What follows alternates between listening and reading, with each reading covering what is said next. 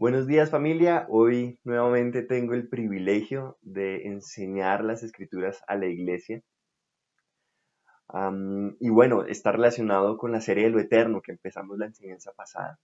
En esta serie lo que estamos haciendo es revisar y recordar aquellos planes, aquellos provisiones o herramientas que Dios nos ha dado a nuestras vidas y que tienen ese asterisco, que han sido creadas eternas, es decir, que pasan de esta vida, que no son pasajeras, sino que llegan hasta la eternidad, que permanecen. Am, Considero personalmente que es con el propósito eh, en el que Pablo también dice que es el alcanzar, el llegar a cumplir la meta del llamamiento de Cristo. Y creo que es muy útil en medio de esta vida aferrarnos a esas cosas que Dios ha planteado para nosotros, porque nos animan de una manera sobrenatural al aferrarnos a ellas, a llegar hasta allá, ¿sí? A no desfallecer, a renovar nuestras fuerzas. La sesión pasada o la enseñanza pasada estuvimos hablando de la palabra de Dios. Recordábamos que estaba refiriéndose al logos, que es aquella manifestación de los deseos, de las intenciones, de los anhelos profundos de Dios y que son enviados a la humanidad a manera de una carta perfecta con el fin de revelarse al hombre lo que Dios tiene para él. Al igual, hoy vamos a hablar de otro de esos temas, de esas provisiones que Dios nos ha dado, y vamos a estar hablando de la iglesia.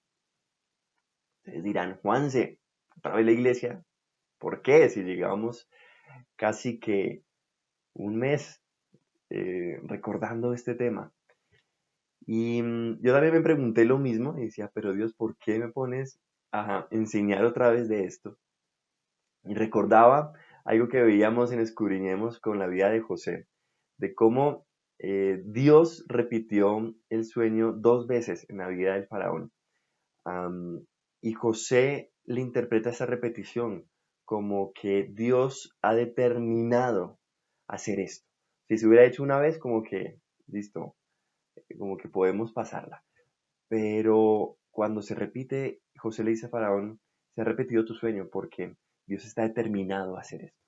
Y me encanta eso, porque si Dios ha repetido este tema a lo largo del último tiempo, porque ha determinado a hacerlo en medio de nosotros, porque quiere que recordemos esto y nos aferremos a esto, lo cual me anima mucho porque quiere decir que Dios no nos ha soltado y que sigue en medio de nosotros y que su plan y su propósito sigue vigente.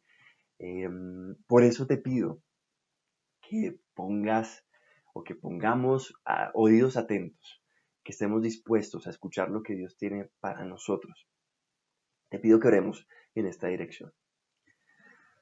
Dios, te damos gracias por este día, por esta mañana que tú has preparado para nosotros, en la que podemos reunirnos como hermanos, como tu iglesia, a honrarte, pero también para escuchar lo que tú tienes para decirnos hoy.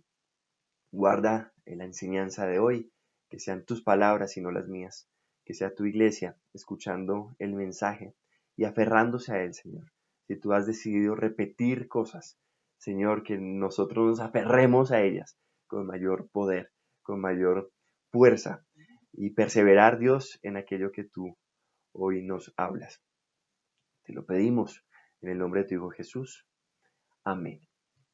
Muy bien, entonces el día de hoy vamos a estar hablando nuevamente de la iglesia.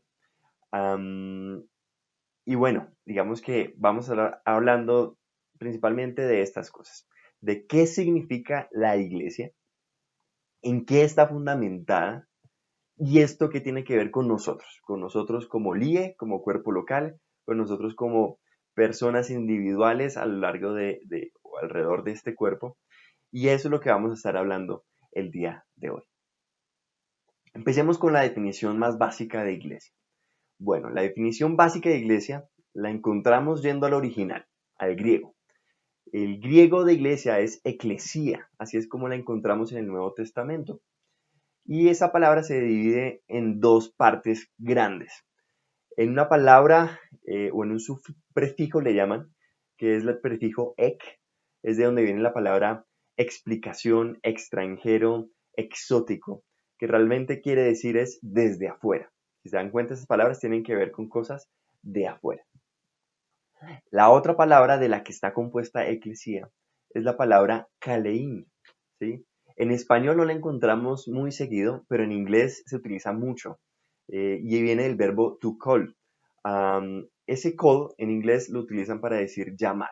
Realmente cuando uno llama por teléfono utilizan call. Cuando uno llama a alguien a venir, también le dicen call, ¿sí? Entonces, si unimos estas dos palabras, ek y kalein, que quedaría ekalein, significaría llamar desde afuera. En griego, si encontramos esa palabra en algún lado del Nuevo Testamento, ekalein, significaría invitación o convocatoria, ¿sí? Invitación o convocatoria. Sin embargo, no es la palabra que estamos buscando. La palabra que estamos buscando es eclesía. Entonces, cuando le ponemos ese sufijo de sia al final de la palabra, esa invitación, esa convocatoria ya no es ese o ya no tiene ese significado, sino tiene el significado de invitados o convocados. Es decir, que cuando Cristo o cuando un apóstol habla de la iglesia o la eclesía, está refiriéndose a los invitados y convocados de Cristo. Qué interesante. A veces utilizamos este término de manera inadecuada. Decimos, vamos a ir a la iglesia. Realmente lo que estaríamos diciendo es, vamos a ir a los convocados. No es muy claro eso. Vamos a ir a los convocados que están reunidos. ¿Dónde? Sería la siguiente pregunta. Sí, como que no se aclara muy bien el lugar. A veces lo decimos claramente como si fuera un lugar, pero realmente está hablando de los invitados y de los convocados de Cristo. Qué bonito esto. Muy bien, y me gustaría hablar con ustedes, revisar con ustedes, dónde ocurre la primera vez que es nombrada la palabra eclesía en el Nuevo Testamento. Qué curioso, porque es nombrada por Cristo. Y me gustaría leer con ustedes Mateo 16, versículo 16 al 18, que es donde encontramos esta palabra, esta primera mención en la Biblia. Los pongo un poquito en contexto. Estaba Jesús con sus discípulos.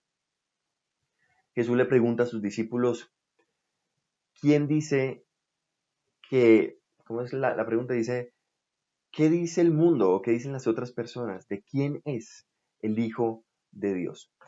Y los discípulos empiezan a decir, no, pues el Hijo de Dios es Elías, el Hijo de Dios es algún otro profeta, el Hijo de Dios, no sé, es Moisés. Empiezan a decir muchas ideas. Y en medio de ese contexto también Jesús les pregunta, bueno, ¿y ustedes quién dicen que soy yo? Y es aquí donde Pedro responde y dice, me permito leer, tú eres el Cristo, el Hijo del Dios viviente. Jesús respondiendo le dijo, bienaventurado eres, Simón, hijo de Jonás, porque esto no te lo reveló ni carne ni sangre, sino mi Padre que está en los cielos. Yo también te digo que tú eres Pedro, y sobre esta roca edificaré mi iglesia, y las puertas del Hades no prevalecerán contra ella. El día de hoy, este va a ser nuestro versículo base, en el que vamos a estar revisando detalle por detalle, y revisando eso de qué es eclesía, de qué es la iglesia de Cristo, y de cuál es el fundamento que Dios quiere que tengamos en medio de nosotros, en medio de su iglesia. Revisamos la primera parte. Simón Pedro, o Simón, le dice, tú eres el Cristo, el Hijo del Dios viviente. Y les tengo que confesar algo, durante mucho tiempo creí que Cristo está relacionado con la cruz, con la forma en la que Jesús murió. Y que cuando decíamos Jesucristo, lo que estamos diciendo era Jesús el crucificado o Jesús crucificado. Y pues resulta que no. La palabra Cristo está relacionada con el ungido. Es la forma en la que en griego traducen la palabra ungido del Antiguo Testamento.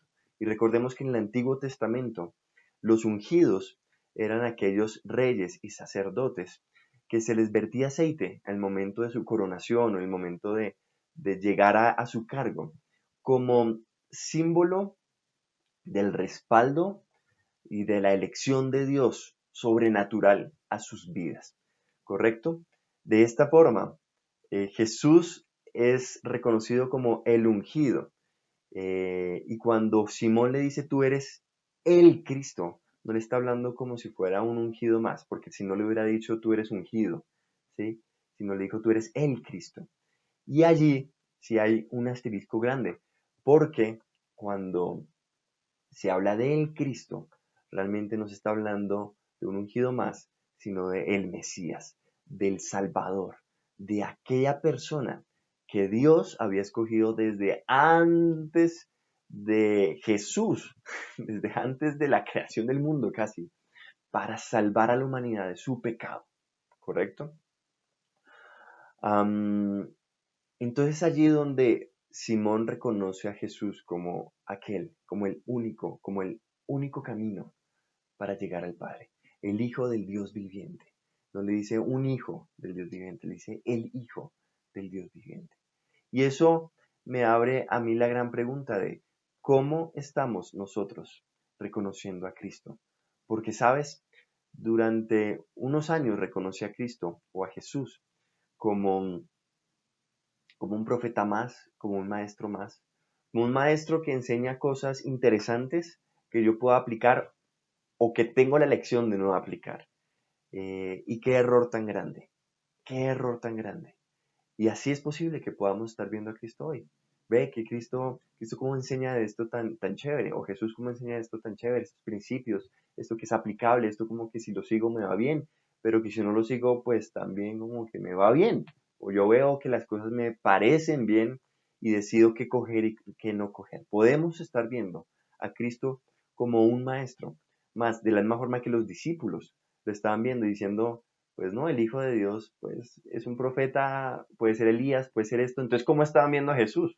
¿Cómo estaban viendo a su maestro, a su guía, al Señor? ¿Cómo lo estaban viendo? Pues bueno, como un maestro más, como alguien que los guiaba de pronto a Dios mismo, al Padre, y que enseñaba principios bíblicos, pero no le estaban viendo como Simón Pedro lo vio. Tú eres el Cristo, tú eres el Cristo, ¿correcto?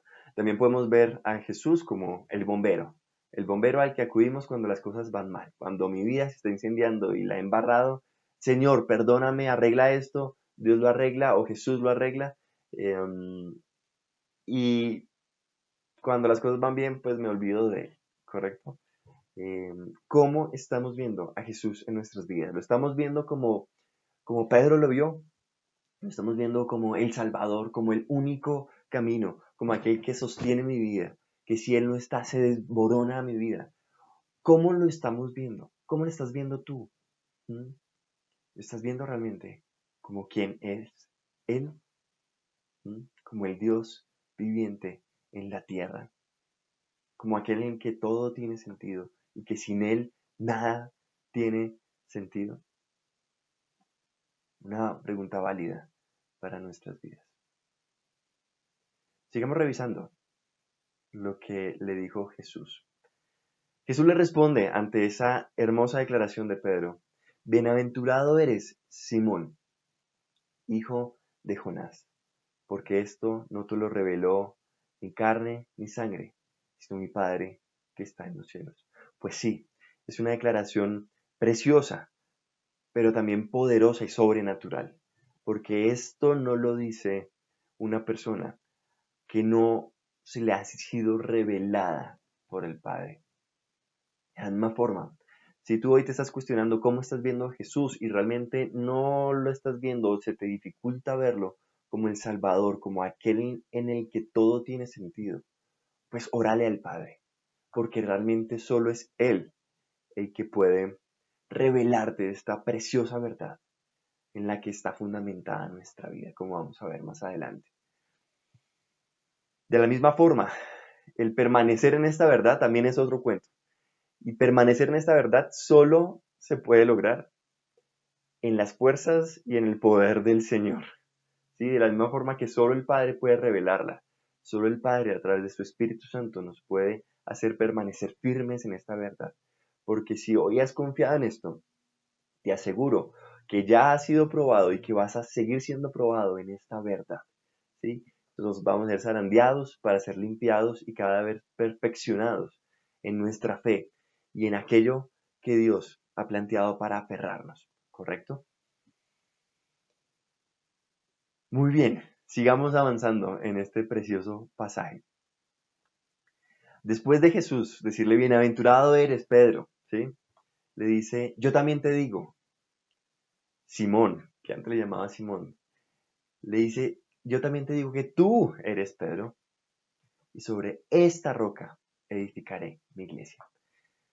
Bueno, una declaración que seguramente hemos escuchado anteriormente, y que hay un dilema, siempre ha habido un dilema alrededor de esto, porque pareciera entenderse que es sobre Pedro que se va a edificar la iglesia, o que Cristo ha preparado la edificación de su iglesia.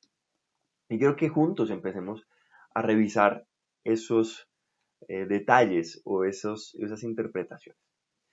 Supongamos que es lo que está diciendo Cristo. Cristo decide que Pedro sea el que lleve la batuta de la iglesia y que la iglesia sea edificada sobre Pedro. Ahí toca mirar el griego y el original de este texto. Muy bien. Entonces, la primera vez que aparece la palabra eclesía es aquí. ¿Sí? La nombra a Cristo, lo cual me emociona aún más. Qué rico. Que no es un invento de hombres, primero que todo. No es Pablo o Pedro diciendo, ok, vamos a llamarle al conjunto de los que hemos creído, vamos a llamarle iglesia.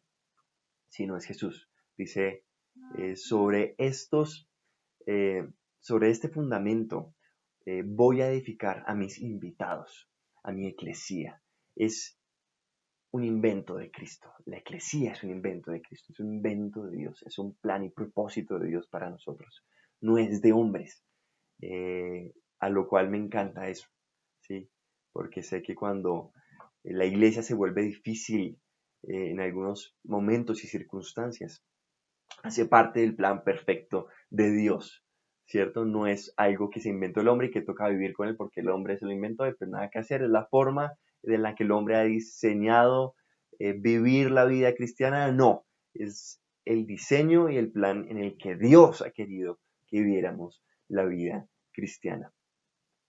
Ahora sí volvamos a la palabra en griego. Cuando Jesús le dice tú eres Pedro, está utilizando una palabra en griego que es Petros. ¿Mm? Esa palabra Petros está hablando de piedras pequeñas, aisladas, que se pueden mover. Realmente la piedrita que uno ve por ahí en el camino, que está ahí haciendo nada, sin propósito, insegura, que se la lleva cualquier patadita, cualquier cosa que pase por ahí realmente la va a mover. Y me encanta que le diga a Pedro que él es Petros, ¿sí? Porque eso es lo que somos. Eso es lo que somos sin Cristo. Somos Petros. Somos piedritas regadas por ahí sin propósito alguno. Piedritas que se pueden mover, piedritas sin propósito, piedritas que ruedan fácilmente. ¿Mm? Y eso es Pedro y eso es nosotros. Sí, nosotros. Pero después de eso, él dice, sobre esta roca edificaré mi iglesia. Y la palabra roca ya no es Petros. Cristo cambia no solo no, sí, cambia completamente el significado de Petros a Petra. Porque Petra ya no es la piedrita que uno ve por ahí en el camino. Petra es la roca madre. Es una roca inmensa. Es una roca inamovible. Es una roca que permanece. Es una roca con la que se puede hacer algo. ¿Sí? Porque una roca así de grande o una roca inamovible, uno dice, bueno, ya sobre esto puede funcionar algo. Lo puedo utilizar de asiento, lo puedo utilizar para una edificación, como es lo que vamos a ver más adelante. Y entonces, si hace una gran diferencia en lo que él le ha dicho a Pedro que es y en lo que él le ha dicho que es la roca sobre la que él ha decidido edificar a sus invitados, edificar a sus convocados, que es la iglesia. Y realmente es el mismo Pedro quien más adelante, más adelante, pues nos revela o nos confirma lo que estamos viendo hoy, ¿cierto? Pedro dice en su carta de primera de Pedro, capítulo 2 versículo del 4 al 6, no vamos a leerlo, pero él dice ahí que como piedras vivas, como Petras, o perdón, como Petros, ¿sí? Nos reunimos en torno a Cristo, a esa piedra preciosa, le dice que es Pedro, una piedra escogida que ha sido desechada. Y en ese mismo pasaje de Pedro, de la carta de Pedro, nombra una profecía en Isaías que sí la vamos a revisar aquí. Y les invito a que vayamos a Isaías 28, versículo 16. Abran sus Biblias o léanlo aquí en la presentación. Dice así: Por tanto, así dice el Señor: He aquí, pongo por fundamento en Sión una piedra probada, angular, preciosa, fundamental, bien colocada. El que cree en ella no será perturbado. Pedro está diciendo que nosotros somos piedras y que Cristo es la piedra de la que Isaías está hablando. En Cristo se está cumpliendo esta preciosa profecía. Y para hoy vamos a hablar de esa característica que habla Isaías, la piedra angular, ¿correcto? Y aquí en pantalla van a ver una imagen de una edificación, ¿sí? O más bien de la esquina de una edificación. Si lo pueden ver, pues digamos que estamos viendo dos lados uniéndose y en la parte de abajo hay una piedra grande. Pues bueno, esta piedra grande es la que le llaman la piedra angular o la piedra esquinera también, se puede entender así. Si se dan cuenta, el resto de las piedras están acomodadas en relación a esa gran piedra. Pues esa es la piedra angular. Isaías está hablando de que Dios va a poner como fundamento en Sión, en su pueblo, una piedra angular, ¿cierto? Y se cumple con Jesús. Esa piedra, esa Petra, esa piedra madre, esa roca con propósito, está aquí. La podemos ver acá fácilmente. Y sobre esa piedra angular quiero resaltar tres cosas que se hacen con esa piedra angular en construcción y que tienen que ver con nosotros, porque somos los convocados que nos reunimos alrededor de ella. La primera característica de una piedra angular en una edificación. La piedra angular es la primera piedra que se coloca en una construcción. Uno no empiezan, o bueno, los constructores no empiezan a poner el resto de las piedras y después vienen y cazan la piedra angular. No, primero la piedra angular y después el resto de las piedritas. Y ahí yo te pregunto, ¿cuál es el primer fundamento que tú has colocado en tu vida? ¿Es Cristo ese primer fundamento? ¿O sobre qué has decidido o emprendido la edificación de tu casa, de de tu vida, de tu familia, de tus relaciones, de tu trabajo? ¿Sobre qué fundamento? ¿Sobre el fundamento de hombres de pronto? ¿De lo que has aprendido en el colegio, en la universidad, de lo que te han enseñado tus padres, de lo que te ha enseñado la vida, las experiencias? ¿Has agarrado eso y lo has juntado y lo has puesto sobre fundamento de primero y ahí has empezado a edificarla? ¿Cómo está ese primer fundamento en tu vida? ¿Mm? También nos queda de tarea para la iglesia, de nuestra iglesia local, del IE. ¿Cuál es el primer fundamento de nuestra iglesia local? O más bien, cuando tú llegaste a la iglesia o llegas a la iglesia, ¿qué es lo primero en lo que tú prestaste atención? ¿Qué es lo primero en lo que tú empezaste a edificarte también en medio de nosotros? ¿Sí? ¿Fue la música de alabanza que te gustó? ¿Fue que te pareció chévere como el pastor o el predicador de ese día enseñaba la palabra? ¿Fueron las personas, tan chéveres las personas como hablan, tan chéveres las personas como se mueven? ¿El local te pareció bonito? Y te animo a que preguntes, sobre qué primer fundamento también estás comprometido en medio de nosotros, en medio de la iglesia. ¿Es sobre esas formas bonitas que una vez te llamaron la atención? ¿O es Jesucristo?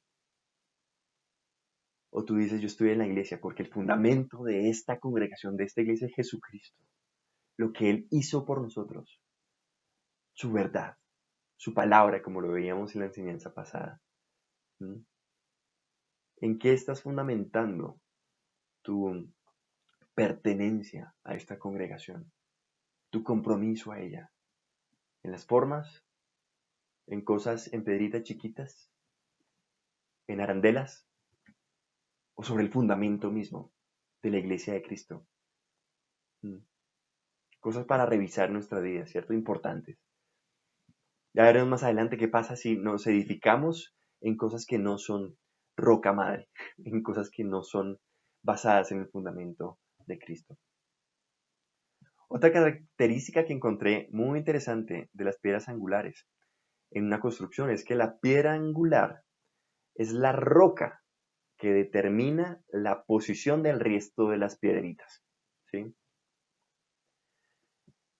Y ahí yo pregunto, ¿es Cristo, es su verdad, es su palabra, es su voluntad la que determina tu rol, tu función, tu posición en medio de la iglesia local, pero también en medio de tu vida diaria? ¿O vives tu vida a lo que te parece? ¿Sí? A mí me parece que yo debo estar en A, pues yo me hago en A, ¿sí? Y te dispones conforme a lo que tú quieres. Aquí tengo mejor vista, pues aquí me hago. Me pareció esto, pues yo hago lo que me parece, ¿cierto? Eh, cuidado, cuidado porque es la roca madre, es la roca angular, la roca esquinera, es Cristo el que determina lo que hacemos, nuestro rol, nuestro propósito, nuestro llamado. Si Cristo dice que me haga aquí en este puesto, en medio de la iglesia, que hoy arregle las sillas, hoy arreglo sillas. Si Cristo dice que hoy predico, hoy predico. Si Cristo dice que hoy me siento atrás, me siento atrás. Estoy hablando de manera figurativa. Eso en medio de una congregación, pero también nuestras vidas. Nuestra vida de iglesia, no solo los domingos, nuestra vida de iglesia es todo el tiempo. ¿Cómo nos disponemos en Cristo a lo largo de todo nuestro día cotidiano? ¿Mm? ¿Hago lo que fui mandado a hacer por Cristo o hago lo que a mí me parece? Cuando Cristo como que tiene razón o me parece que tiene razón, más bien porque Cristo siempre tiene razón. Cuando Cristo dice yo me dispongo a lo que Cristo diga. Hay una alineación entre la roca madre y mi posición en medio del cuerpo de Cristo, en medio de sus invitados. Estamos hablando de que la iglesia somos los invitados, ¿cierto? Que los invitados nos acomodamos acorde a aquel quien hizo el llamado de la invitación. Y pues debemos estar atentos a su voz, a su voluntad, a su plan con nosotros.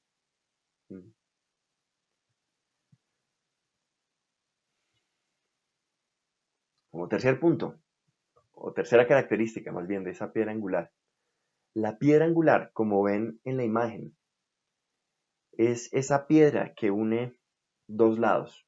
Una esquina es eso, en donde confluyen dos lados.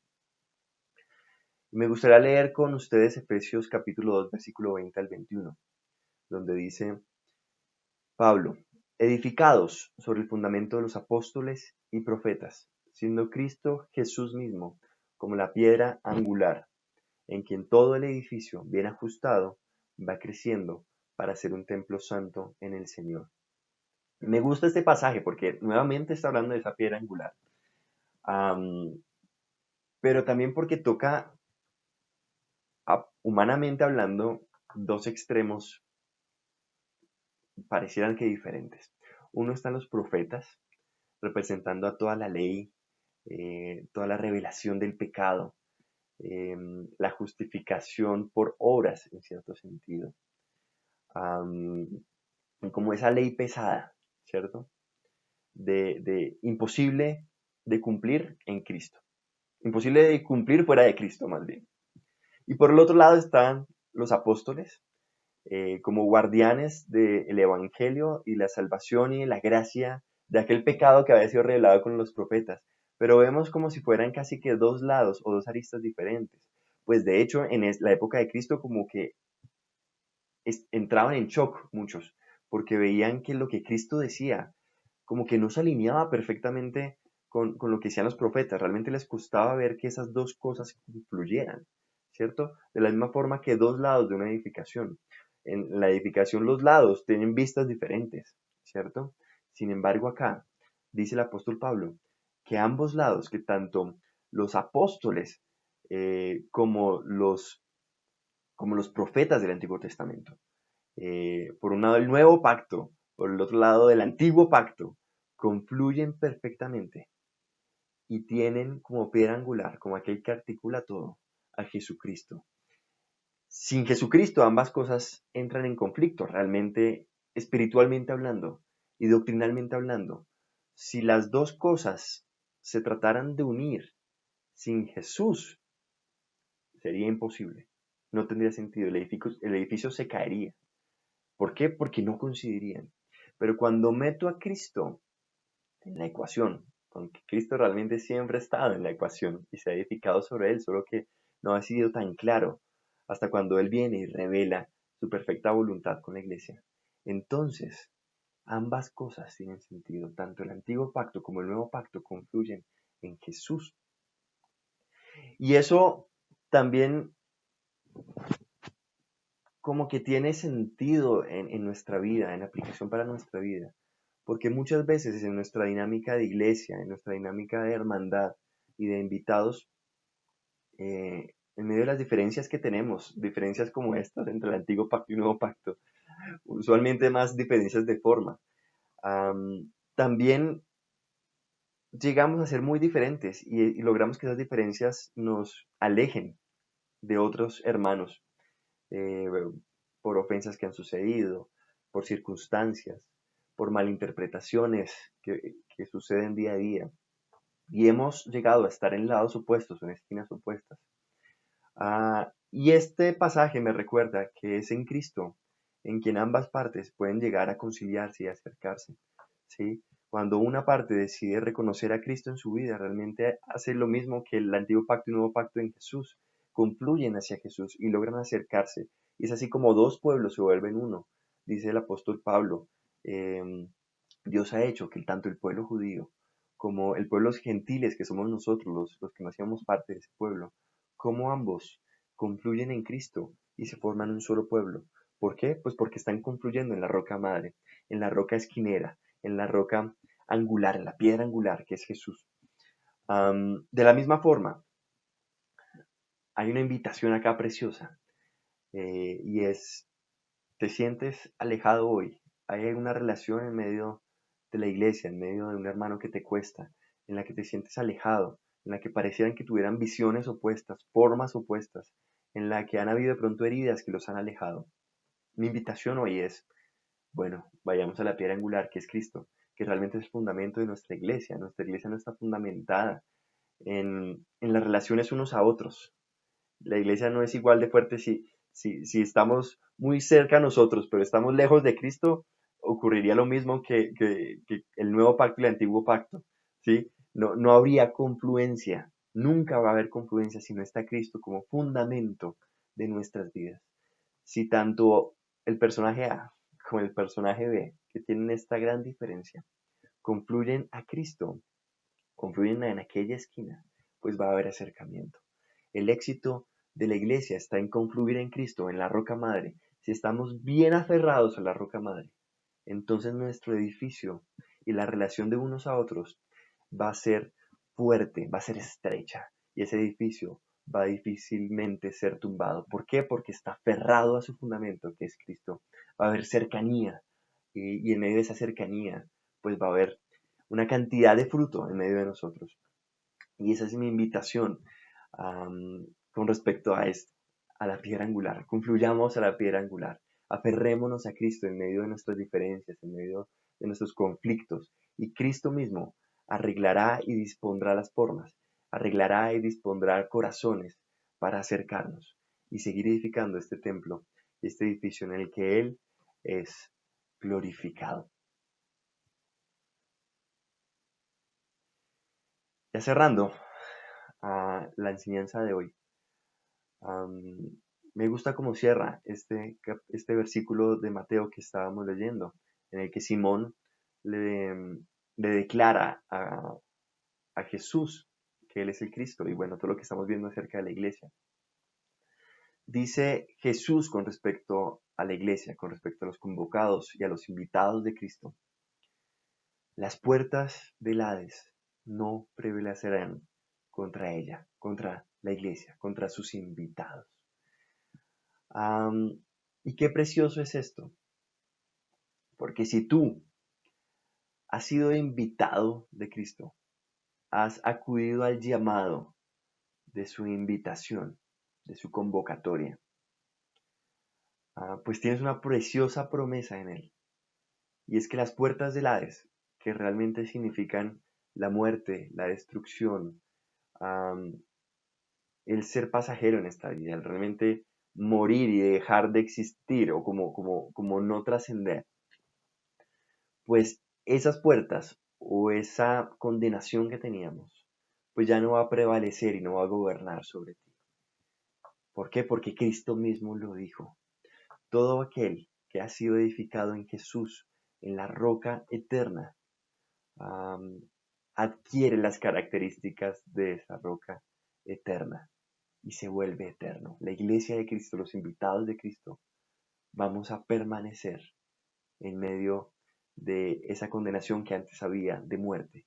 Ahorita hay vida eterna y adquirimos esa característica de la que hoy estamos hablando, la característica de la eternidad.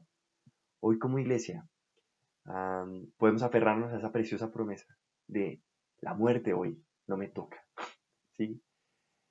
Si has decidido hacer parte de esta convocatoria, si no has decidido hacer parte de esta convocatoria, hacer parte del pueblo de Cristo, cuidado, porque entonces las puertas del Hades te están rodeando. Y si no reconoces a Cristo en esta vida, cuidado, porque entonces tendrás la condenación ahí mismo, pidiendo y reclamando tu vida para condenación y para muerte. Les confieso algo, hay veces que me emociona ver, antes en la presencialidad, les confieso que abría uno de los ojos mientras alababa al Señor y veía a su preciosa iglesia alabándole. Y, y me reconfortaba y me animaba a alzar las manos y darle gracias a Dios, porque como que me movía aquel momento en el que estemos en su presencia, delante de su trono, alabándole y declarándole alabanzas y arrodillándonos y postrándoles ante Él, dándole gracias por cada cosa que hizo en medio de nosotros. Hoy en la virtualidad también lo hago.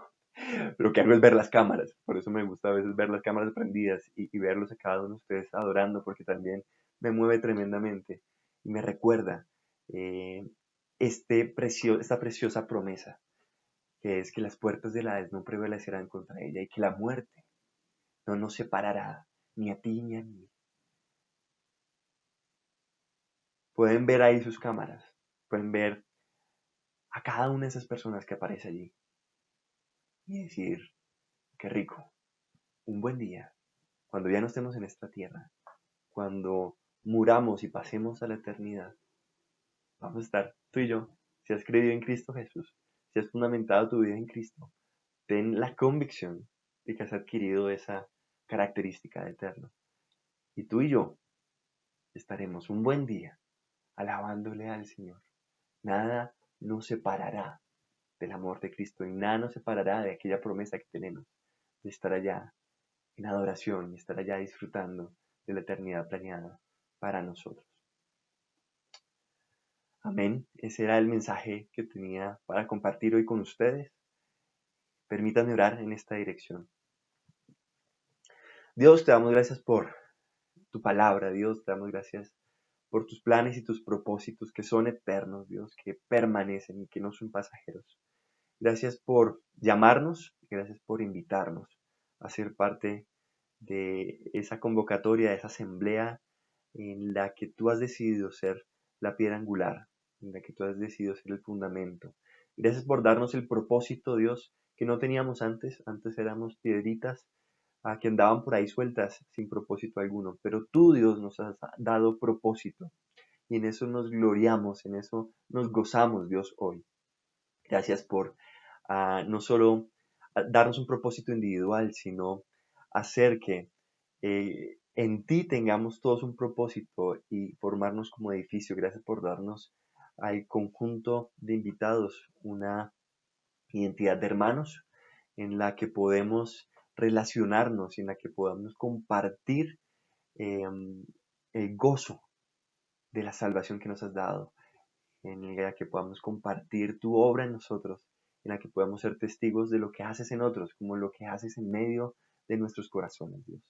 Gracias por tu iglesia local, gracias por cada persona que has venido trayendo y disponiendo conforme a tu propósito para honrarte y glorificarte a ti y formar un templo en medio de nosotros en la que te rendimos culto con nuestras vidas y con tu obra preciosa en nuestros corazones, Dios.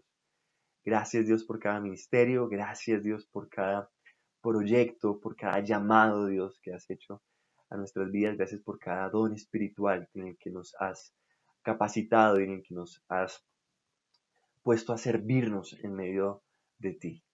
Te lo pedimos, Dios, y te damos gracias en el nombre de tu Hijo, Jesús. Amén. Muchas gracias, iglesia. Hola a todos, espero que estén muy bien. Yo soy Gina Muñoz y estos son los anuncios para esta semana.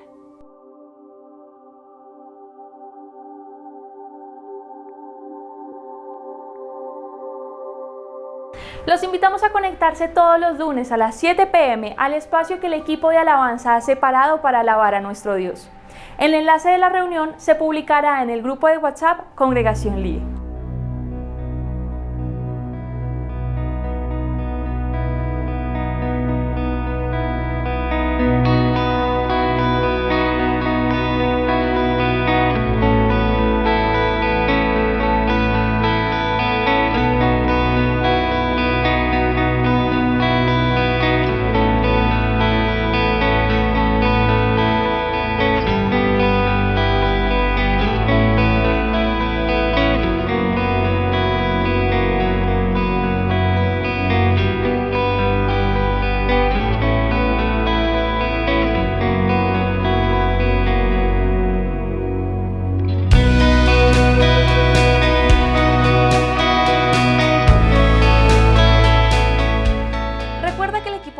Sigue apoyando a las familias de la congregación que pasan por necesidad. Si deseas realizar tu aporte, puedes hacerlo a través del número de Nequi que aparece en pantalla. Esto ha sido todo por esta semana. Nos vemos el próximo domingo.